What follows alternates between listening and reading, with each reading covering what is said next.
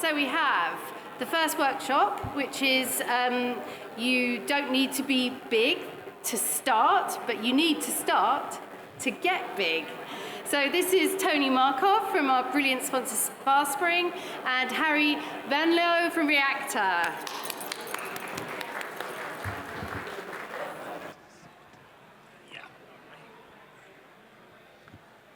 Hi everyone, thank you for joining. So, despite the quirky title, I think everybody here probably knows the news about Apple and everything that's going on right now. There's a lot of both excitement in the industry as well as fear or fudding, as we call it, fear, uncertainty, and doubt. And I guess when Harri and I have kind of, spoiler alert, we had a couple of conversations already in preparation for this, and we had to save it for the stage. What we kind of agree on is that there seems to be this big oversimplification in the market about, hey, now you can just circumvent the 30% and boom, you no longer have to pay as much, which is true probably at the early stages, but not so true once your web shop starts to scale. So what Harri and I feel really strongly about is kind of removing all the fluff from all of that and having a discussion around the reality of growing your web shop. What are the really exciting things that are going to happen to you if you do grow it, and what are the things you're going to run into that may stall that. So for me, I'm Tony. I work at FastSpring. I've been in payments for about 7 years, so that's really kind of my core.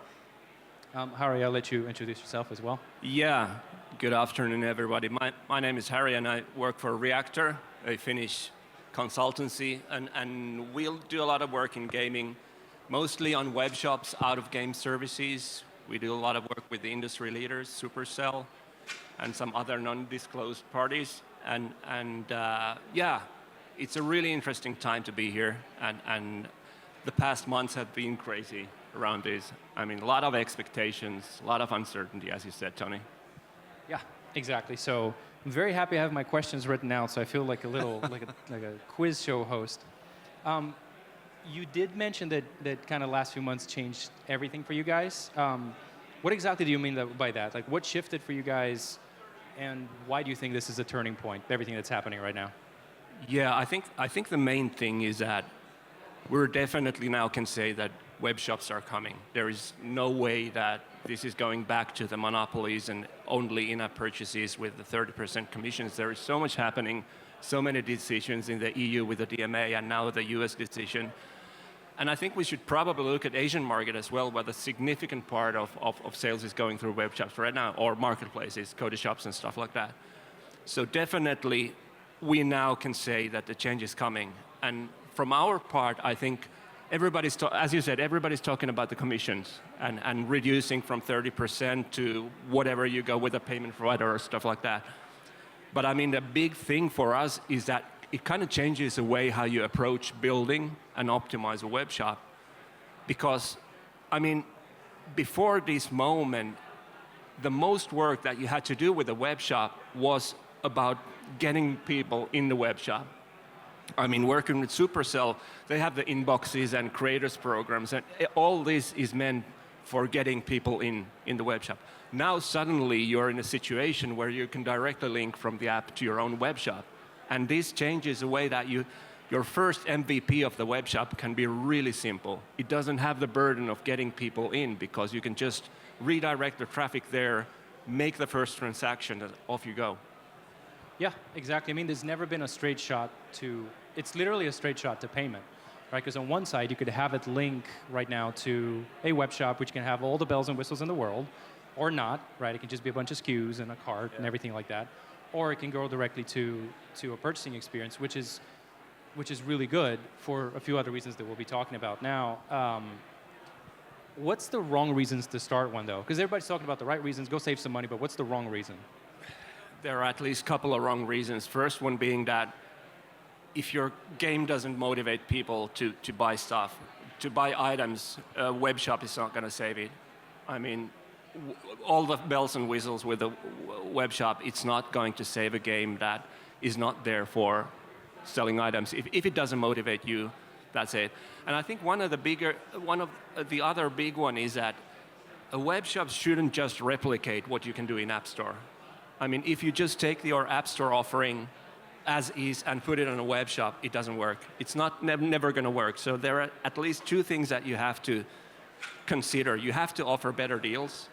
You're getting better commissions yourself, so share some of that love with your players and offer better deals. And the other one is that it really opens up your capability of having great relations with players. And in the long term, if you're thinking about stuff like lifetime value and stuff like that, definitely those are the right reasons to go for it.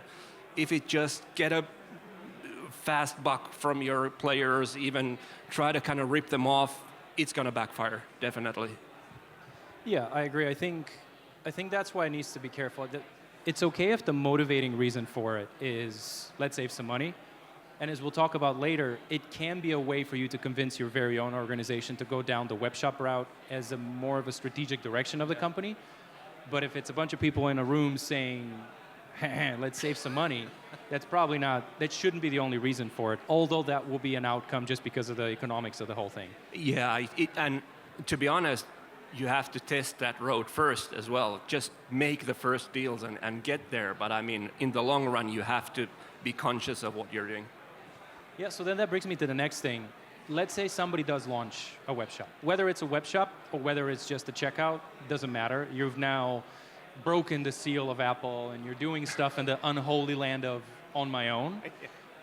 What should they be measuring? Like what does a good first month look like, or a first few months? What are the success metrics they need to measure? Because you and I have both talked to people that just kind of launch it, and it does nothing, and it's not measured, and it does $12, or as I like to say, dozens of dollars. Yeah. So what's a good success metric? Yeah, I mean, if you're building your first web shop, I mean, success starts from the first item sold. I mean, that's the great thing. You get your pipeline running, but I think what you should be measuring is that, do you have any influence, for example, luring in the big spenders or your most valuable customers or stuff like that? Because what you want to do in the beginning is, it's not about creating the volume first on, but you have to learn. You get the first deals in and get those customers in there that really have some feedback that you can learn from. And it's all about then looking at the data and the feedback, and then it's off to races. But I mean, I wouldn't concentrate on the volumes in day one, by no means. If it's dozens of dollars, I mean, that's great. I mean, but of course you have to learn, you have to start to iterate one by one. Yeah, and then the other one that I'll give you from the payment side is you get a lot more, you get data ownership through your own means that you don't get out of Apple. And one of the really interesting things is that whether you're on the payment side, you build the web shop, or you use a merchant of record or a PSP for processing, it really doesn't matter. There's a lot of talk about the margins and the cost savings of what this involves. It's very hard to measure what they are. Yeah. Right?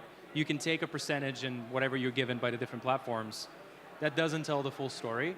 Really, the first time that you get to see it is once you get a statement out and you see what it costs on an average order size. Yeah. So another one that I'll give people is when you inevitably hopefully start with something, the first realization they'll have is that this notion of it you save 25% of your revenue is true for some order values and not for others.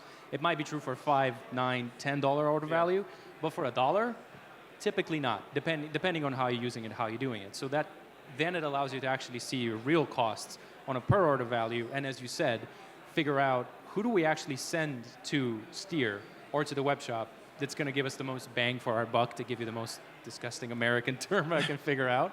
And I think that's another thing that you get to learn as well. Yeah, and I mean, it's a delicate balance on the whole retail. We do a lot of retail outside gaming, of course, with Reaktor, and the whole balance of volume times conversion times average purchase, it's a really delicate balance. And if you don't know what to do with it, and if you don't follow the right indicators and find the right segments, you're going to burn, because it's not going to be long term then.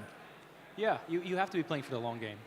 Now, when we see people launch, there's either a turnkey web shop or a kind of homegrown web shop.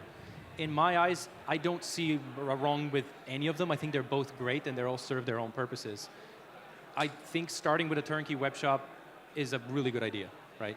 Yeah. If you don't have the development resources to do it, if you just want to push something out quickly, I think it's wonderful.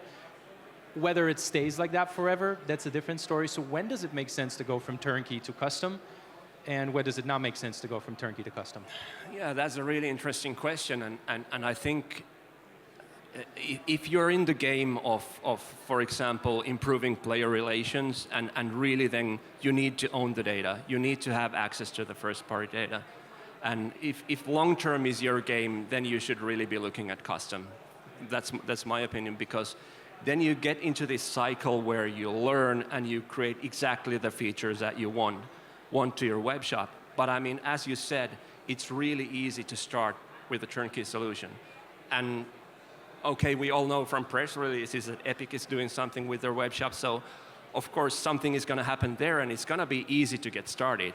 But I mean, if at any point you think that there is more to it than making the buck, if you want to improve relations, if you want to own the data, if you want to act upon it, if you want to create a relationship where your players can tell you what they can expect from the web shop or the games, then I think you should have more personal relations and the web shop should be more reflective to the game itself. And then I think going custom is really good idea. And I have to say that going custom isn't as frightening as it might sound, because the initial MVP can be really simple. I mean, just type in your player ID, couple of consumables there as an offering and a checkout, and that's it. It's a one-pager. Yeah, we overcomplicate it by calling it like a web shop. Yeah. The strategic direction of going away from Apple is scary. The technical infrastructure, if you really consider what a early MVP is, it's a web page with a bunch of SKUs on it. Yeah. That's really what it is. Yeah. And you pick stuff and you buy them. Now there's some back-end stuff that's a little different, right? There's a lot of live ops things, but that's later, right? Yeah, exactly. So this is one of my favorite questions because it's, I guess, focused around destruction. Once the web shop scales and it starts making a lot of money, there's a lot of traffic on it, there's a lot of demand for it, what's the first thing that typically breaks?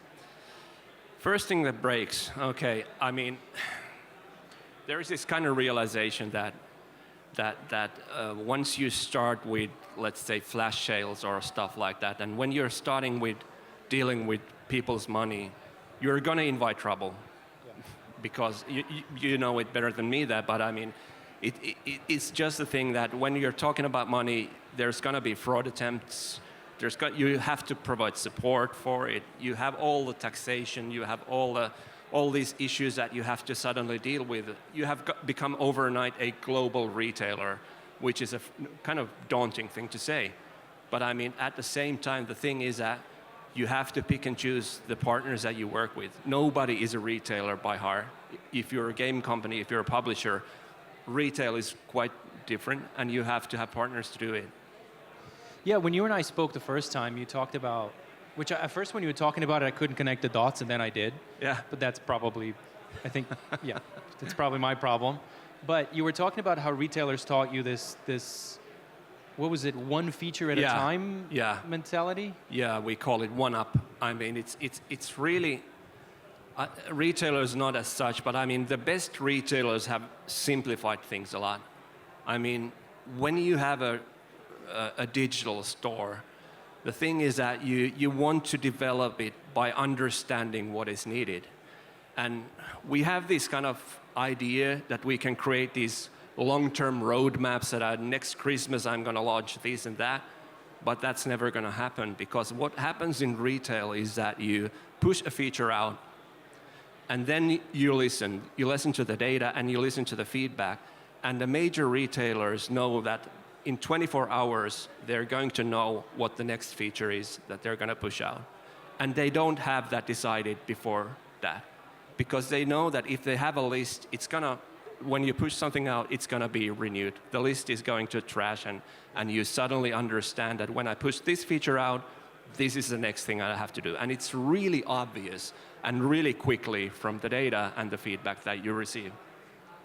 I tend to agree with that because in our conversations as well, I guess a lot of people overwhelm themselves by the amount of possibility because when everything is possible, nothing is possible. You just go, well, we could build a web shop and then we can do a checkout and then we can do login bonuses or not, or we can do it ourselves or not. Yeah. And decision making starts to become really muddy and slow, and we've all been in that position in a company where we just can't get through. And it's really helpful to focus on one thing.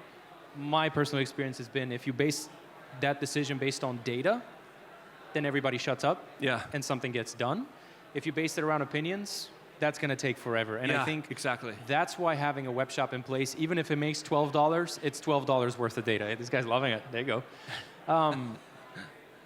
So that's, I think, the biggest thing. And that's a good motivator to get a web shop in place. Yeah, and I mean, that's something that goes for a custom solution as well, because then you really own the data and you understand what the next feature is going to be, and you're free to choose exactly the feature that you want to develop next. I mean, of course, it's easy to go with turnkey solutions as well because they have all the features there and you just pick and choose. But I mean, in order to get to the data and own it and kind of own the player relations, I think then custom is a really good choice. Yeah, I agree.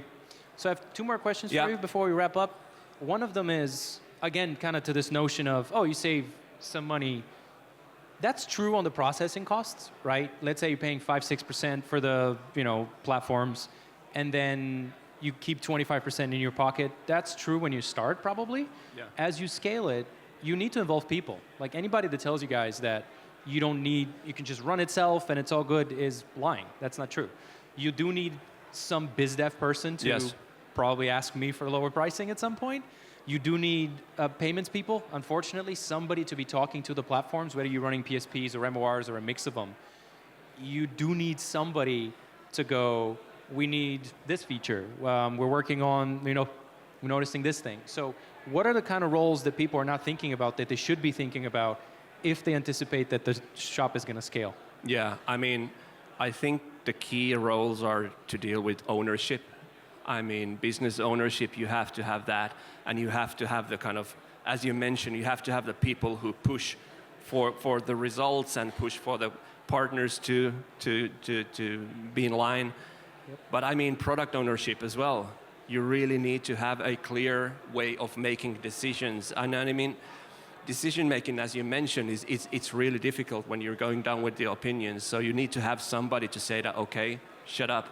This is what we're going to do, and listen to the data and all that.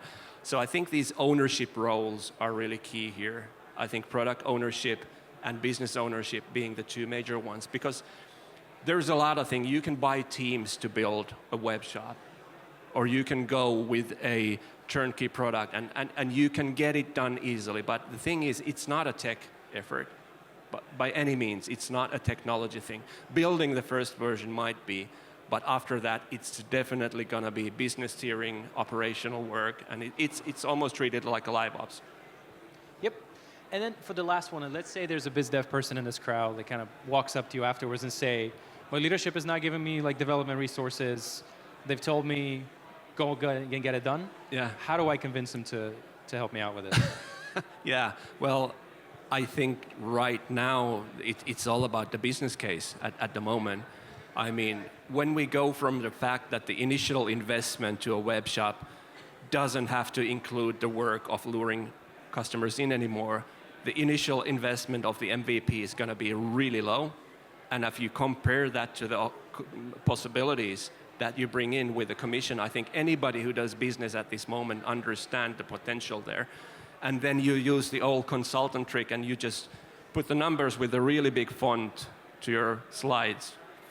$50 million, That usually works. Yeah. It's just somebody cares about money somewhere. Exactly. Awesome. Yeah. Time for one question. 2 years from now, where do you see all of this going? Like, because it might get appealed, right, in 30 days, and all of a sudden Apple wins, which none of us want. But like, where do you see it going? I think Webshops is going to be the one, and I think the earlier you get in the game, the better it's going to be. You're just put the baseline out there, start the optimization work, and you have to be able to adapt. I mean, we're in the business of selling virtual diamonds, something that has been around for like 10 or 20 years. I mean, people have been selling bread for like thousands of years. So it's new. Everything is going to change every now and then. By 6 months, we know more, but be prepared. Be prepared. That makes sense. Well, fantastic. You just talked about virtual diamonds, but I think you two are both diamonds. Thank you very much. So a big round of applause for Tony and for Harri.